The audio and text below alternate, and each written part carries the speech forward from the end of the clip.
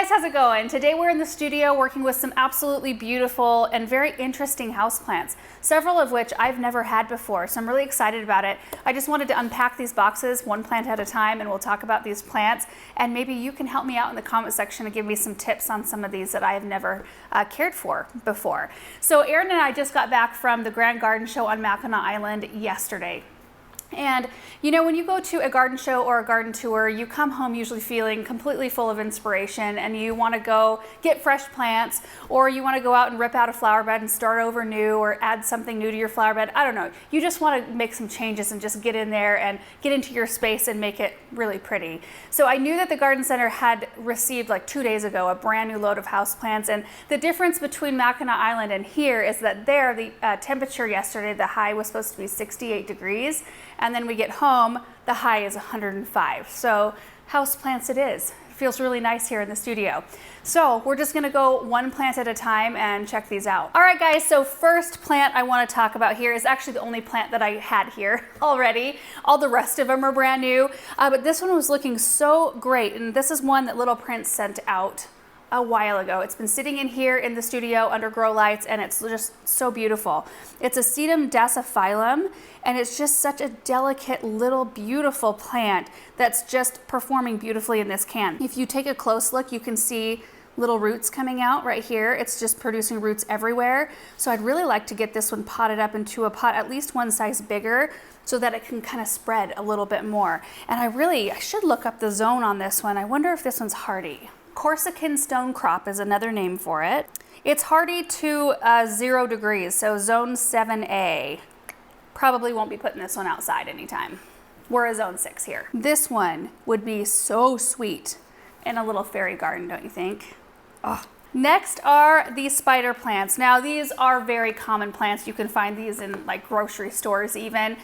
There's really nothing super special about these except for they are very, very tough plants. They can take quite a bit of abuse. They can take lots of different light conditions, like climate conditions inside your house. It doesn't matter where I put these, pretty much they do really well, unless it's super, super low light. They don't want to be in a really dark spot. They will start to show some stress, and the leaves will get like more pale green, and you won't have as nice a variegation in them. But the reason I picked these up is that I don't often see them in these little tiny containers right here, and I've been kind of wanting to do some miniature gardens possibly, so it's always nice to have a few of these on hand. Next is one I have never seen before, or had before rather. This is a Begonia conchifolia, and it looks like a pilea. That's what I thought it was when I very first saw it. But this one, it's also called a zip begonia, is its common name. But the really interesting thing about this one, I've read some descriptions of this one, but the stems are kind of a pinkish color if you look in there. And then if you follow the stem up, right where it meets the leaf, it's got this red eye, or like they call it a red dimple on a chubby cheek. I thought that's such a cute description of this plant. But they spread by rhizomes, so like underground roots, and they stay fairly compact. So they're supposedly a very easy houseplant to take care of. You let them dry out quite a lot between watering. They don't want to be in a very bright spot. They want kind of a shadier spot, so maybe in a lower light spot in your house. And it's very nice to have plants like that. And they do bloom. They'll bloom throughout the year in kind of warmer conditions. And the blooms are typically like a light pink to white, kind of in that range. And they are fragrant, and I've never smelled them before. So I hope that this one is happy and it blooms, because I would really, really very much so like to experience what those blooms smell like.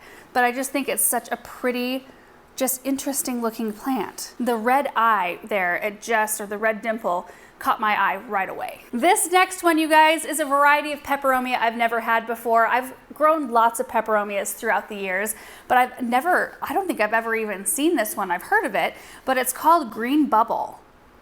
Doesn't it have the most interesting leaf texture ever?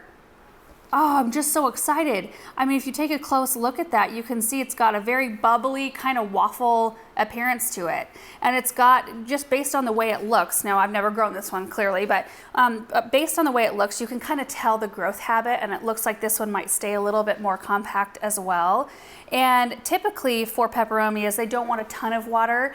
You want to let them dry out a little bit, so they're a lower maintenance houseplant, which is really good for me, because you guys know we don't do a ton of houseplant projects. I did pick up one houseplant that takes quite a lot, I think, but But the way this looks, I'm like, I'm gonna have to mist you every day. I don't know. Anyway, this is one of those that I'm not super worried about, and they typically like a medium sort of light situation, medium to bright indirect light. So I just think this is such a unique, cute little plant. So let's talk about this fern right here. This is a cotton candy is the name of this one. Never have seen it, never have heard of this variety. It looks like one that I will kill quickly. Honestly, I'm hoping not. And I'm kind of wondering, like, should I put this in a terrarium sort of situation where the humidity levels will just be higher? I've got one of those glass cloche things that you can pot this in its own pot and put it in and then put the glass dome over the top. So it's not like a situation where you plant it in the terrarium, like, you know, down in the soil, down at the bottom, but it's rather one that I could put it up to where it'd have a chance to cascade over the side of a pot still. I think that might give this one the most fair chance. I'm guessing this one will want lower light, maybe a little bit of indirect light, but not direct light for sure. And we'll probably want to keep an eye on humidity levels and an eye on soil moisture levels. So this is probably one I should put like right by a faucet somewhere in my house so that it doesn't get missed. But I couldn't help myself, you guys. Like, I just want to touch it. It's just such a soft, beautiful plant. They said when it arrived, they were all, because there's like a tray of these, they were all tight in plastic sleeves. And so they've had to work really gently on bringing the canopy down, but they're so pretty. Now I did pick up a couple of other small ferns. These aren't labeled. They just say table ferns. This type, and I can't even remember what type that is, I can tell based on the leaf structure if it's going to be hard to take care of, and these will not be hard to take care of right here. So these two, and maybe you guys can tell me in the comment section what the variety name is of this one. I could probably find it pretty quick if I Google it, but they've got kind of the dark green with the light green stripe down the center. And again, for miniature gardens, I just picked these up because they're in small containers, they're small plants. They will grow larger than this, of course, but it's fun to find them in this sweet little dainty size. And then this one's a little bit different. This one has longer stems here coming up from the base, and then it's almost got like that autumn brilliance fern vibe to it. It's got that kind of autumn color underneath the leaf too. Whoop. Got more of that kind of orange cast to it and really pretty deep red stems. So we'll put this in the miniature plant section over here. Gosh, these look pretty together. Look at that. See that? The textural difference? Boom. That's a pretty trio. Okay. I think one more little one, right? One more? Yeah. So this little dude looks like a parsley. I don't know what this is. Is this an Aurelia? I don't know. You guys, houseplant people might be laughing at me. I probably should know what this is. There's no label on it, but it's super cute. And it's got the kind of medium green leaf with the yellow, it's like a creamy yellow margin there. And it's just so fluffy and sweet. I had to have one of them. And these were only $3. So I thought, well, let's load up on the miniatures. All right, so this next one right here is a Syngonium albo marble. So apparently this one is a harder one to come by. Now you guys know I'm not like 100% up on all of the houseplant, you know, what is the most popular and what people are after. But I do know that this is the most expensive plant in this whole entire houseplant haul right here. So the leaves come out like arrow-shaped leaves. That have this beautiful white marble variegation. And I did a little reading up on this plant since I've never had one, and I really would like to be successful with it. And it says that if you have a branch up here that is all green, like this one right here, it says to cut them out like that, and that will encourage the growth of variegated leaves because that's what you're going for with this. They can handle a lot of different light situations apparently, like bright indirect light, all the way down to slightly lower light situations. I'll probably start with a medium to slightly bright indirect light, start there and then adjust if we need to. And they can grow like maybe a foot to a foot and a half tall and will trail a couple of feet. So I'm excited about that. I did notice some of them in the tray, there were a few that came in. So there was a tray of these and some of them had an arm already trailing out. And I thought it would be fun just to start with one that was just a little bit more compact and then we'll just get to watch it do its thing. So anyway, Syngonium, is that how you say it? Albo marble is the variety. Really cool plant. So this next one is a giant fern. This is called a crocodile fern. Now look at the way the leaves look. It looks like kind of like leathery crocodile skin. I mean, this is a really well-named plant. And I did a little reading on this. I mean, this looks a lot like a bird's nest fern, which typically are easy to take care of, but I guess this one is a little bit more picky about its environment. Like, it likes high humidity. I think it comes from Southeast Asia, if I'm not mistaken. I might be mistaken on that, but it likes very warm, like hardiness zone 10 to 11, very warm, humid environments. But it can take differing light situations, like bright indirect light to a shadier spot. And they are fairly slow growing, but they can reach upwards of 5 feet. Wouldn't that be awesome to have this massive, I mean, I don't know where I would even display it, but have this massive 5-foot amazing looking fern somewhere. But it's really cool looking right now. I just love it. Definitely the biggest plant I picked out today. And then I've got a trio. Let me bring these out next. A trio, they're all the same. I thought we could put them all three in the same pot though. So these are a Cissus. It's Cissus. I don't know if that's how you pronounce it, discolor. They also call them a Rex Begonia vine or a tapestry vine. They're just so amazing. I mean, look at the beautiful, they do look like a Rex Begonia. The color of the leaves, and then look underneath, that kind of beautiful burgundy pink there.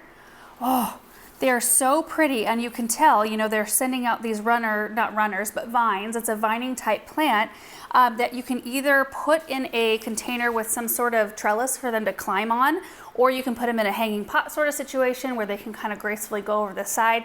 They, to my understanding, don't grow like mad. Like, it's not going to be a huge problem if you have it in, you know, it's a pot by itself and just have it setting somewhere. So I might start with that and just kind of see how they do, let them trail over the side, and then possibly add a trellis later on. But the thing I read about these is that they do not want to dry out. Not very much anyway. So you do want to kind of keep an eye on that and make sure that you are monitoring that. And they do like it to be pretty warm. So definitely an inside plant in colder climates. I will probably put this one in the Hartley and see how it does. I'll just keep it out of like really intense sunshine. I'll just make sure it's bright indirect light. We may have to move it around a little bit, but it's just such a beautiful, beautiful plant. And I have never seen anything like it. And I'm a huge fan of begonias. I mean, I've got one over here on my left. I don't know if you can see it. It might be out of the frame, but yeah, I'm a huge fan of them. And those type you want to let dry out a little bit. So it's one I'm going to have to wrap my brain around, keeping this one a little bit more on the moist side, but absolutely gorgeous. Okay, box on my left, we have a no-name plant. I don't know what this is. There's no tag in it. It's got kind of a succulent leaf. You know, it's a thick leaf. It's definitely a vining or trailing type plant here. It needs to be trimmed. What is this? Anybody know? Based on the way it looks and what the leaves feel like, I'm going to do a very bright indirect light spot and probably keep this one on the slightly drier side. We'll see how it goes. Yeah, this wasn't an inexpensive plant, so I really would like a name for this one. Okay, then we have an Alocasia called Silver Dragon. Isn't this a cool plant? Now these, and I checked this before I brought it home, these are a spider mite attracting plant, which you guys know that we deal with spider mites here pretty bad, and we do have them outside, so I'm gonna have to keep this one like, I need to put a bag over it to transport it from here to the greenhouse. Everything is clean in the greenhouse right now. So anyway, we'll keep a really close eye, but this one is just so gorgeous in that it's got those just really silver, I mean, it looks like a silver leaf with green striping. And it's just, the leaves are thicker than maybe other alocasias that I've had, I wanna say. So maybe that'll make them tougher. But yeah, this is one of those that I thought, well, it's kind of along the lines of this fern here. We'll see how it goes. They tend to get mites and they tend to burn on the edges for us. So we're gonna give it a shot. I just think it's such a beautiful plant though. And then here's our giant Rex Begonia. I'm such a sucker. Whenever they get Rex Begonias in, I have to load up on them. They're so, so pretty. The other ones, the other varieties that they had, I already have in my house or in the Hartley already. So I grabbed this one as soon as I saw it. It's so pretty. That beautiful pink and then that dark, is that like a dark burgundy edge? really beautiful kind of pinkish red stems. And this one's got some blooms, but I don't even grow them for those so much. It's for the leaves. It's kind of like coleus. You know, I want to grow coleus to look at the leaves, not their blooms. Same kind of for hostas. And yeah, what else? Well, those are the only two I can really think of. Yeah, I could just pop the blooms off hostas and coleus and not even have them on there. But the leaves are just so beautiful. The pink, like kind of a burgundy, like deep burgundy, all the way to maybe even a red, and then a lighter pink, and then there's some little silver flecks in there as well. But these tend to want to be on the little bit of the drier side, and they can handle lower light situations, which is awesome because it's hard to find plants that have this kind of color that like really shady locations. Of course, the coloring will be a little bit better, a little bit more vibrant if it gets a little bit more light. So anyway, we've got one left. This is an Episcia Emerald Velvet. And the leaves, you guys, they do feel velvety. I mean, they're so soft. This is a tropical trailing plant that likes higher humidity, and the leaves will start to brown and kind of crisp on the edges if they don't have higher humidity, which means it's a good one for like a terrarium type of setting. I'm guessing, and it doesn't really want to dry out all that much either. So kind of like with our trailing Rex Begonia vine thing, I'll put those types of plants and our fern in the same location so that hopefully they'll all receive the attention that they deserve and that they need. But the leaf color is beautiful on this one. It's got kind of like that chocolate brown in there. Chocolate brown and that medium green, and then kind of some rust color in there. And it's just so beautiful. I've never grown one of these before. Oh, I feel like I'm kind of pushing it a little bit with the amount of houseplants I got that need not intense care, but just like you have to know how to take care of the plant to keep them happy, I'm guessing. So this is going to be a tremendous learning curve. So if you never see these in a video again, you know what happened to them. I'm hoping for the best though. So that is the plant haul for today. So now I'm going to kind of clear my workstation a bit. We'll get a few of these planted up and placed over in the greenhouse. I am going to be fertilizing some stuff too. We'll probably fertilize everything that's in the Hartley now. Now that I've had it potted in there, typically I don't fertilize the day that I repot because that's a lot for that plant to handle. But the stuff in there has been in there for a while. So I think I'm going to take the fertilizer in and give them a little dose today. Okay, I need some soil and pots. Okay.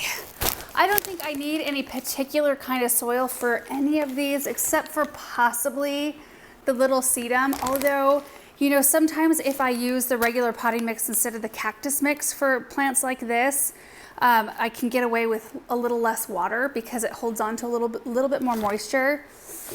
I'm gonna just take a look at this one and see.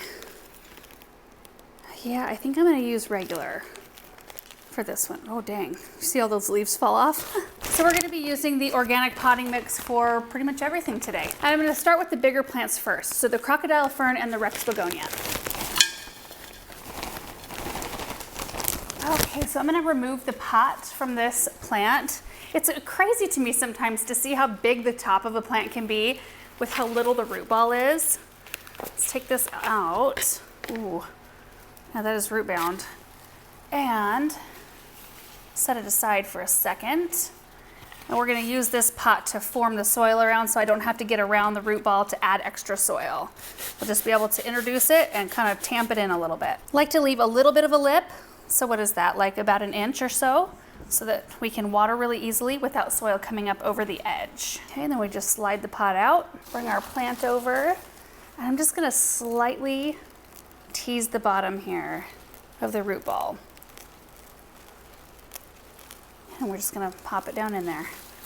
Then all you have to do is kind of get your hand in there and form the soil that's loose in there around the root ball. And that's it. So easy. Oh, it's so pretty. Dang. And I'm not gonna top dress any of my plants today with any moss or rocks or anything like that. I always like to get a really good gauge on how the moisture level is holding wherever I end up putting the plants before I put something on top of it, because a lot of times, you can finger test the soil, but also you can use, your eyes to see what it looks like and see how often you need to add some extra water in there. All right, fern is done. Okay, same thing.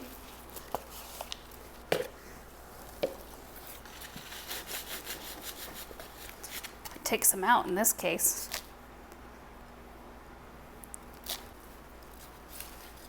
Ooh, I need to add some more. That was a little deep.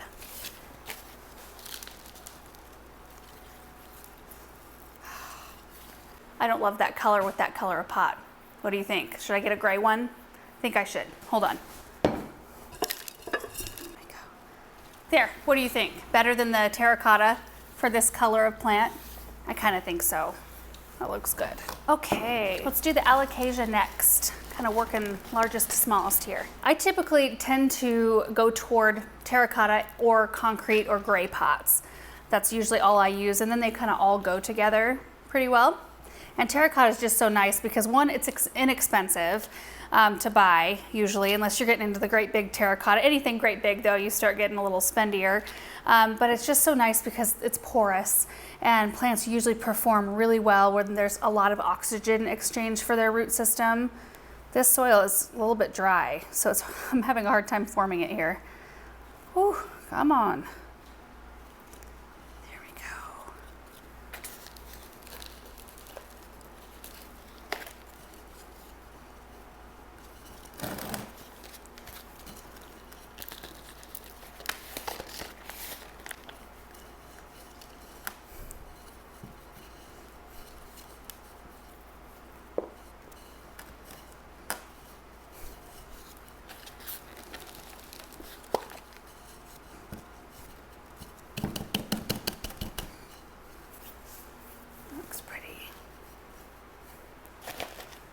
So something like this, once I get to know what kind of water this one wants, I'll probably come in with a matte black or gray stone to top dress the soil with so you don't see the soil anymore. And that'll look really pretty.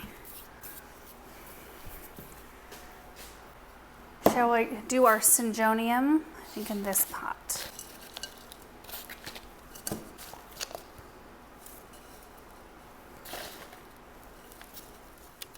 Okay, I am getting these identified here so we don't forget the names. I found a cute little topiary form I forgot I had that I can put in the container where I plant these. So I think that this will be a really pretty look right here. And give plenty of room for those to grow as well.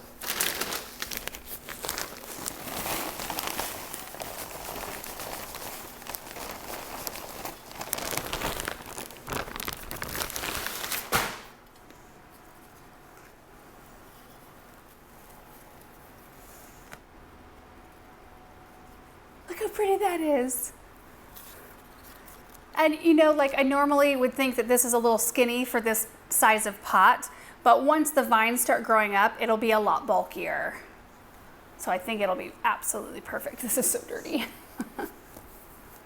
Cobwebs and such.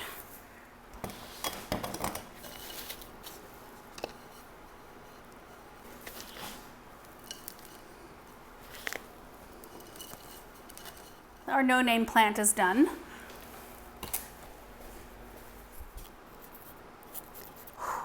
That went pretty well. I'm cutting a small piece of rag to put at the bottom of this urn right here. For those of you who have been watching our videos for a really long time, do you remember the triple urn challenge when we still lived in our old house? This is one of those urns right here. It's got quite a large drain hole, so I always put like you can put a coffee filter or, you know, like a double or tripled up paper towel, piece of window screen, or an old rag like this one, where water can still go through, but it keeps the soil up in the pot. And in this case, it's gonna probably be helpful to keep as much water as I can up in the pot for this fern.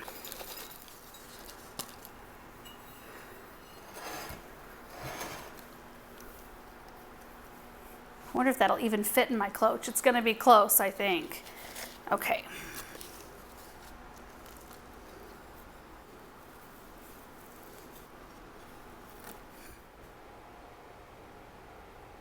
Didn't they turn out so pretty? I just love them. I love the pots they ended up in. I mean, I really like anything in terracotta or gray concrete.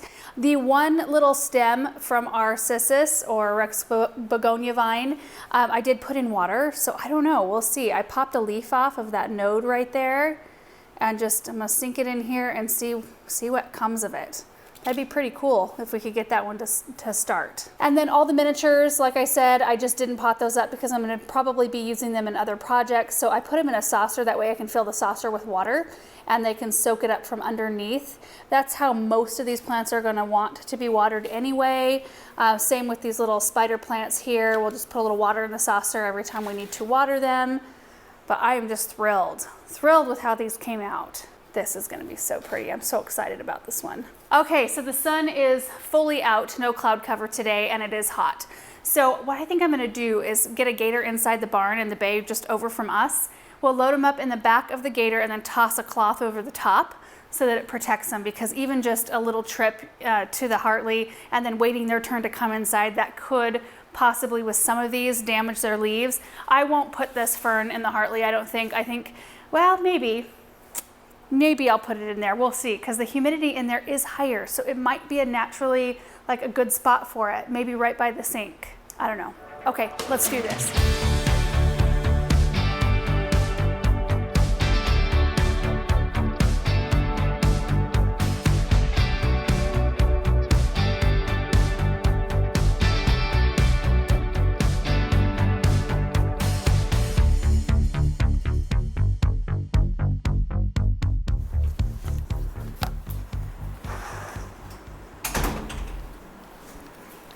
Got everything organized, watered, fertilized some of the stuff that was already in here. I cut apart and rerouted the split leaf philodendron that we have in here.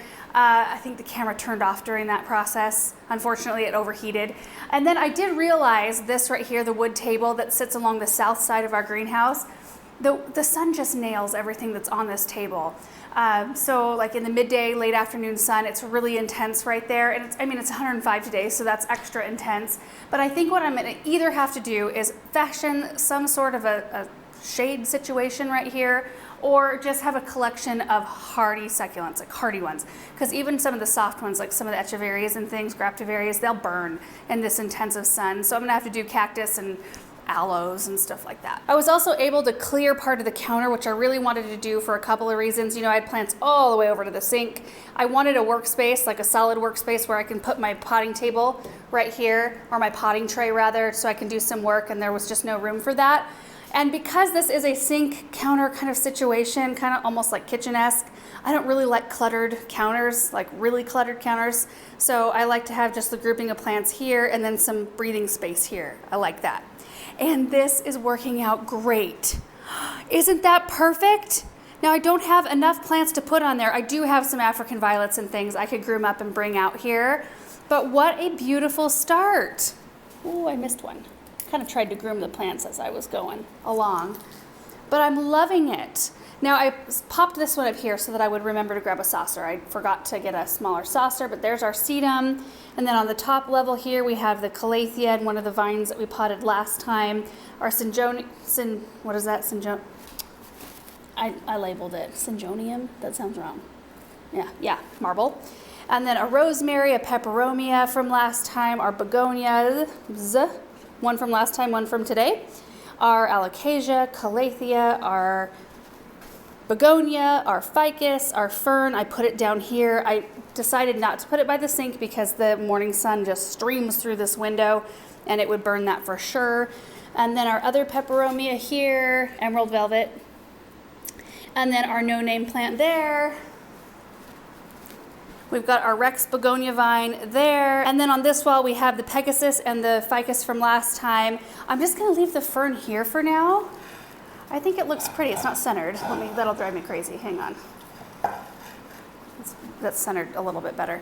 Anyway, I think that this is really pretty right here. It's a low maintenance flower arrangement. I've been trying to do just cut flower arrangements in here, but I think I'll just save those for the center of the table. You can see I don't even have one there right now. It'll be nice to have something that can just chill there and look pretty all the time.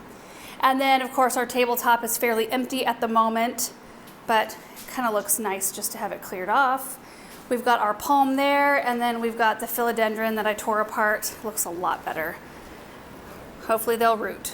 We'll see what happens. And you guys, that is going to be it for today's project. We are going to get back into, now that we're home and kind of jazzed up about some landscape projects, we are going to be getting after it here pretty quick.